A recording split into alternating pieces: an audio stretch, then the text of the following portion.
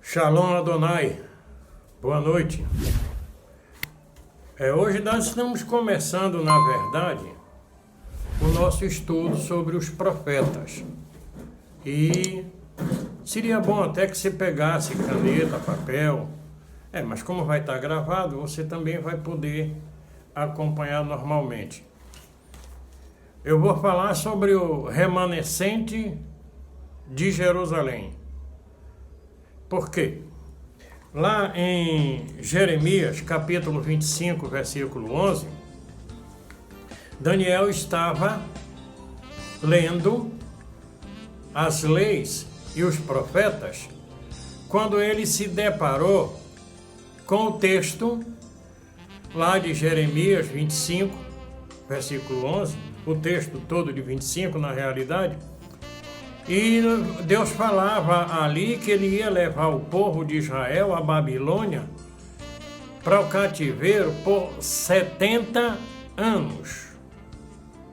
E Daniel, estudando os profetas, ele viu que já era chegado os 70 anos. Então ele foi a Deus, cobrar de Deus, porque a palavra de Deus diz, provar e ver de que o Senhor é bom. E lá em Malaquias 3:10 ele diz: fazei prova de mim. Não somente ali no sentido de finanças, mas fazer prova de Deus, das suas promessas. Então Daniel, ele reivindica de Deus o cumprimento da promessa. Ele diz: olha, Senhor, já tem quantos anos? 70 anos. Está completando e a promessa ainda não se cumpriu. Mas era como se Deus dissesse a Daniel: Daniel, deixa estar, deixa comigo, eu sou Deus. Porque na vida de Esdras e Neemias, nós podemos ver que havia uma oposição muito grande no meio do povo com relação às obras. Havia até aqueles que se declaravam amigos, próximos, e também aqueles que eram disfarçados de amigos, que estavam ali para atrapalhar a obra de Esdras e Neemias. Há muitos momentos que o Senhor nos assegura vitória.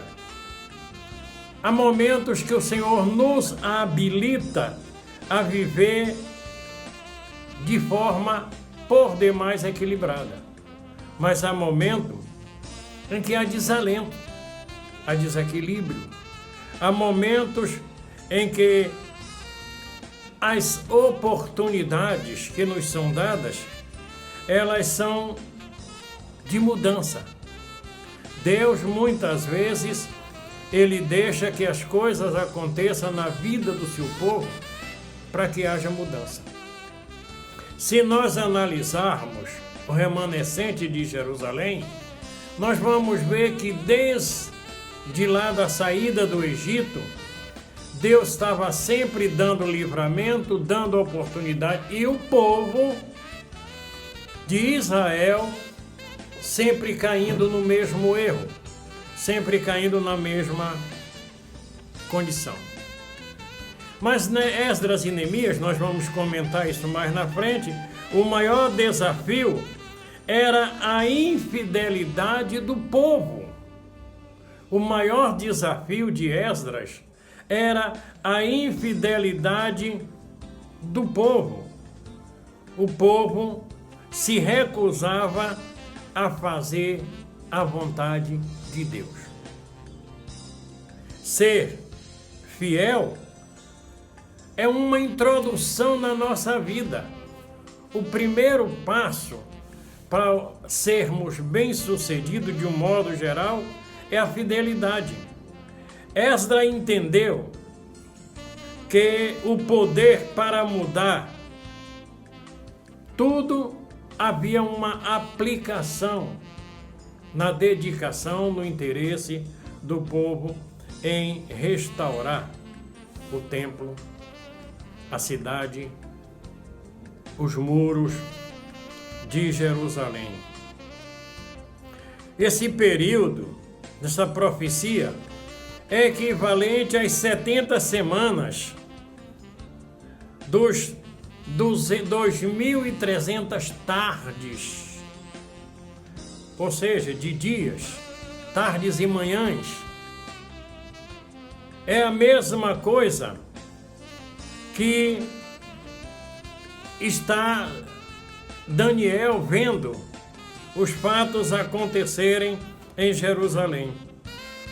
E isso acontece, essa profecia, no 457 antes de Cristo, aonde Deus interviu, aonde Deus procurou o rei Artaxerxes I para usar ele como instrumento, para que ele pudesse permitir Esdras de retornar a Jerusalém, e retornando a Jerusalém, o rei Artaxerxes deu a garantia da viagem a Esdras, até mesmo ele fez provisão para a reforma do templo. Está lá em Esdras, capítulo 7, você lê em sua Bíblia, Esdras capítulo 7, de 11 a 28.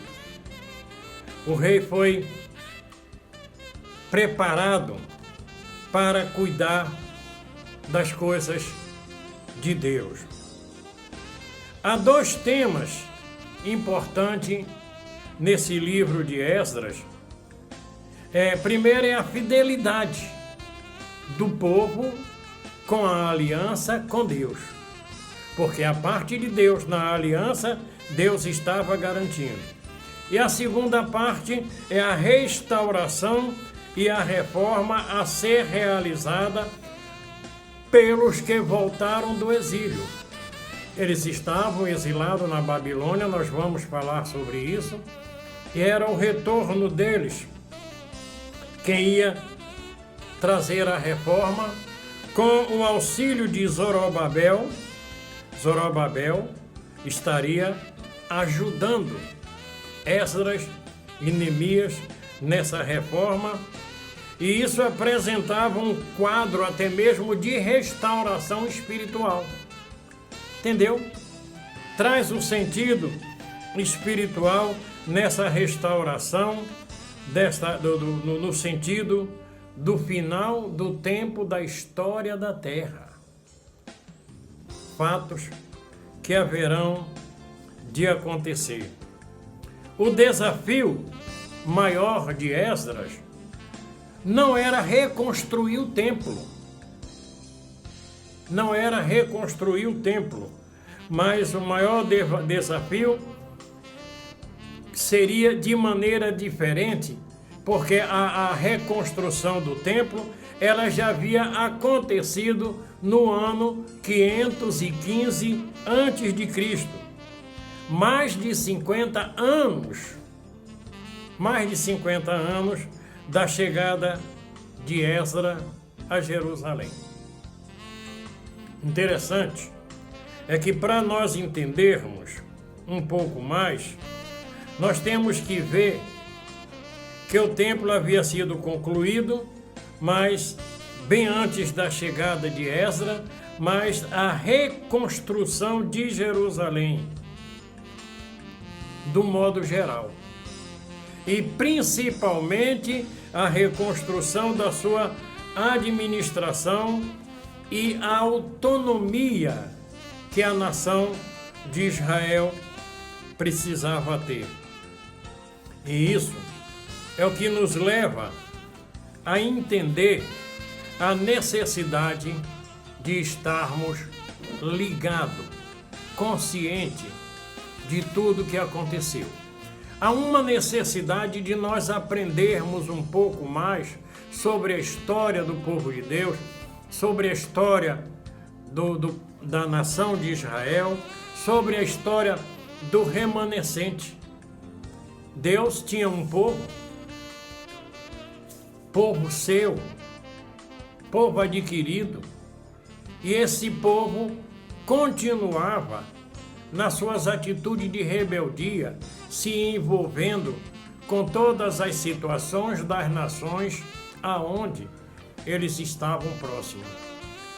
A nação de Israel, lá em Jerusalém, eles se envolveram com muitos povos e passaram a adorar, principalmente o ponto da idolatria, passaram a adorar outros deuses, que não o Deus de Israel. Começaram a se envolver com muitas coisas, com a prostituição, com o adultério, se envolver com os governos locais. Quando disse no começo que muitos que pareciam amigos, que estariam envolvidos ajudando, ou até aqueles que pareciam amigos disfarçados, é porque havia até mesmo os sacerdotes, durante o período de estudo que nós vamos estar fazendo, deve durar em torno de uns 3 meses, vocês verão que até os sacerdotes estavam envolvidos em tudo isso. Então Deus, Ele levanta, Ele trabalha na vida de Nabucodonosor, para que Nabucodonosor invadisse Jerusalém e as regiões próximas, e levasse aquele povo para a Babilônia. E a Babilônia se tornou uma potência muito grande e muito ativa naquela época. Durante 70 anos Deus diz isso. Inclusive no texto, você pode ler em sua Bíblia, Deus chama de meu servo, Nabucodonosor, meu servo. Por que meu servo? Porque ele estava a serviço de Deus, levando o povo de Jerusalém para a Babilônia para ali escravizar. E entre esse povo escravizado ali em Jerusalém, estava Daniel e seus 3 amigos, Medraque, Sadraque, Abidnego e Daniel. E Daniel deixou de participar das coisas do rei, mas ele foi instruído, ele e o seu grupo, nas escolas locais, aprenderam todos os princípios, tudo isso eu creio que com permissão de Deus para ser usado mais tarde. Então ele sabia tudo sobre a Babilônia. E ele estava lendo o profeta Jeremias. E ele se depara com o texto. E ele percebe dentro do texto que o tempo de Deus trazer o remanescente de Jerusalém para Jerusalém estava cumprindo-se. Já estava se cumprindo e Deus ainda não havia permitido a volta do povo. E agora, ele vai a Deus. E Deus diz, olha, fica tranquilo que eu vou liberar o povo. Deus usa o rei Dário para poder chegar até a condição da libertação do povo de Israel. Na Bíblia hebraica, o livro de Esdras e Neemias é um só. Não há separação, como há na nossa hoje, depois da Septuaginta, mas a Bíblia hebraica é um só. Então nós vamos estar falando nas 2 condições, porque primeiro houve a primeira leva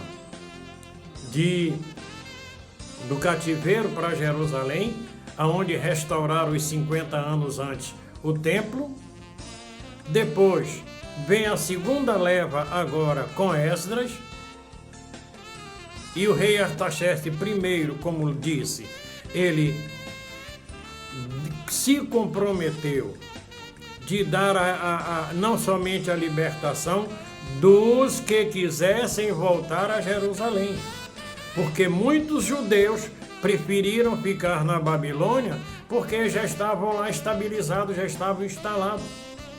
Mas os que quiseram voltar, eles voltaram com Esdras, mas o rei Artaxerxes I não deixou que eles saíssem de qualquer maneira. Ele deu uma garantia para que eles pudessem chegar lá, eles iriam subir a Jerusalém, e também deram garantia de provisão. E mais adiante nós vamos ver que até ouro e prata foi liberado para a chegada deles em Jerusalém. Então, queridos, amanhã nós vamos estar dando continuidade sobre o remanescente de Jerusalém. Vamos estar falando da chegada deles a Jerusalém, porque essa introdução é como se nós estivéssemos falando do Evangelho. Poderíamos dizer assim, o Evangelho de Esdras, o Evangelho de Neemias, por conta da maneira como ele vai ser aplicado. Tá bom? Que o Senhor te abençoe e te guarde, te dê uma continuação de noite de paz, em nome do Messias. Shalom Adonai.